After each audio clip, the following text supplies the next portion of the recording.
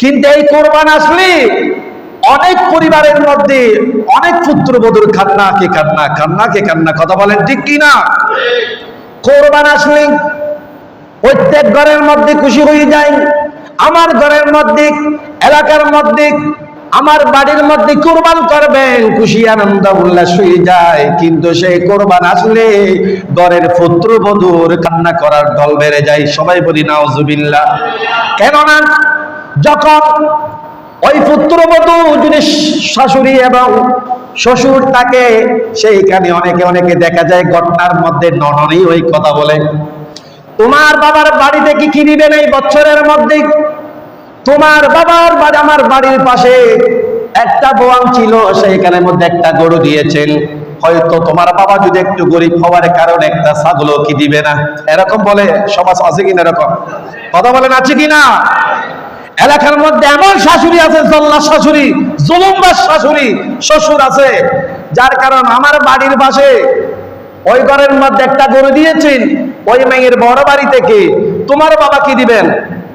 সেই মুহূর্তের মধ্যে ওই মেয়ের বাবার টাকা নাই, মেয়ে নিজে জানি আমার বাবার টাকা নাই, আমার বাবা কিভাবে ছাগল দিবেন? হয়তো মনে করেন একটা ছাগল যদি ক্রয় করেন 10,000 15,000 লাগবেন, আর 10,000 8,000 ছাগল গুলা চোখেই বাজে না।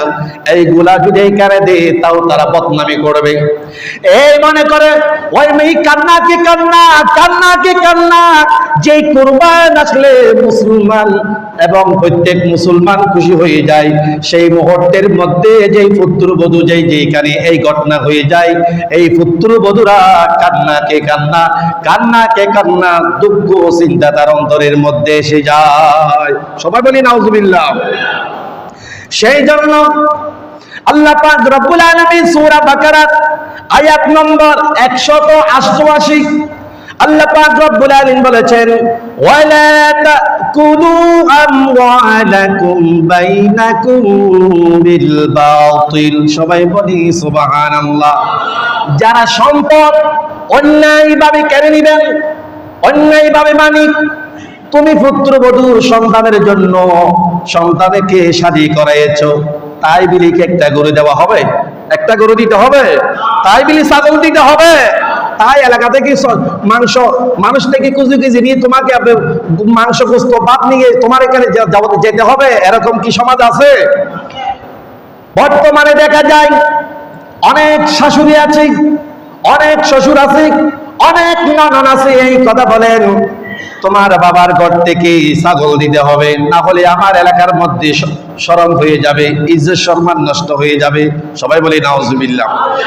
এইভাবে যারা ইজ্জত সম্মান নষ্ট হয়ে যাবে, যারা বলছিলেন, আল্লাহ পাক রব্বুল আলামিন খোদার কসম, ইজ্জতের কসম, জালালিয়াতের কসম কে আমার আল্লাহ পাক রব্বুল আলামিন বলেছেন, ওই জুলুমবাজ, তোমরা আমার দুশমন, তোমরা আমার দুশমন। যার কারণে ওই জুলুম যখন করেছিল ওই মহিলার জন্য, ওই পুত্রবধূর জন্য যখন জুলুম করেছিল, জুলুমবাজকে আমি আল্লাহ ভালোবাসি না, আমার নবীও ভালোবাসে না। ওই জুলুমবাজ শাশুড়ি যদি একদিন মৃত্যুবরণ করবা, তোমাকে গলার মধ্যে ফাঁসি দিয়ে টেনে টেনে টেনে নিয়ে আসে, তোমাকে আল্লাহ জাহান্নামের মধ্যে নিক্ষেপ করে দিয়ে দিবে। অনেক মেয়ে আছে শাশুড়ি খোঁটা দিয়ে দিচ্ছেন, কিরে বউ আগামীকাল কোরবানি হবে, পরশুদিন কোরবান হবে, এই পর্যন্ত তোমার বড় বাড়ির কোনো খবর নাই, ফোন করো না, কি দিতে পারে? ওই শাশুড়ি বলে, আমি কি করবেন? ওনার বাবার তো নেই, উনি কান্না করে থাকে, কান্না করতে থাকে, কান্না করতে থাকে। সেই মুহূর্তে আর সহ্য করতে না পেরে বাবাকে বলে, আব্বু আমাকে প্রতিদিন জ্বালাচ্ছে, প্রতিদিন খোঁড়া দিচ্ছি, আমাকে সরব দিচ্ছি, আমি পাচ্ছি না, কারো থেকে সুদি করে নেন, কারো থেকে হলাদি করে পারেন, টাকা নিয়ে আমাকে একটা ছাগল হলে কিনে দিয়ে দেন, ক্রয় করে দিয়ে দেন। সবাই বলি নাউজুবিল্লাহ। ওই মেয়ের বাবা, আসলে মেয়ের কথা শুনে যার ছেলে সন্তান আছে তেই জানবেন ছেলে সন্তান কি জিনিস। কোন মেয়ে ছেলে যদি, আব্বু এটা আমার জন্য কিনে এনে দিয়েন বা ক্রয় করে দিয়েন, কিন্তু বাবা এবং মার অন্তরে চলতে এসে যায়, কিভাবে ক্রয় করে সন্তানকে জিনিসটা নিয়ে দেব।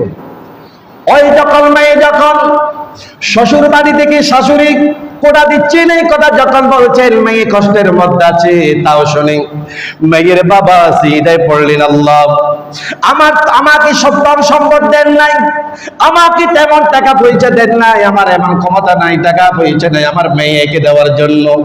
এই কথা বলে বাবার কান্না, বাবা মায়ের কান্না। আর বাবা সেই মুহূর্তে আরেকজন মানুষ থেকে সুদে নিলেন বা দাঁড় করে এই টাকা গুলা ব্যয় করে একটা ছাগল কিনলেন। ওই ছাগল নিয়ে যদি যায়, ছাগলটা যদি দুর্বল হয় আবার ওই পুত্রবধূকে কোড়া দিতে থাকে। কথা বলেন ঠিক কিনা? সেই মুহূর্তে পুত্রবধূ আর বরদাস্ত করতে না পারতে সেই ঘরের মধ্যে পুত্রবধূ নিজে নিজে পেটের মধ্যে জানালার মধ্যে ফাঁসি হয়ে মৃত্যুবরণ করেছেন। কথা বলেন ঠিক কিনা?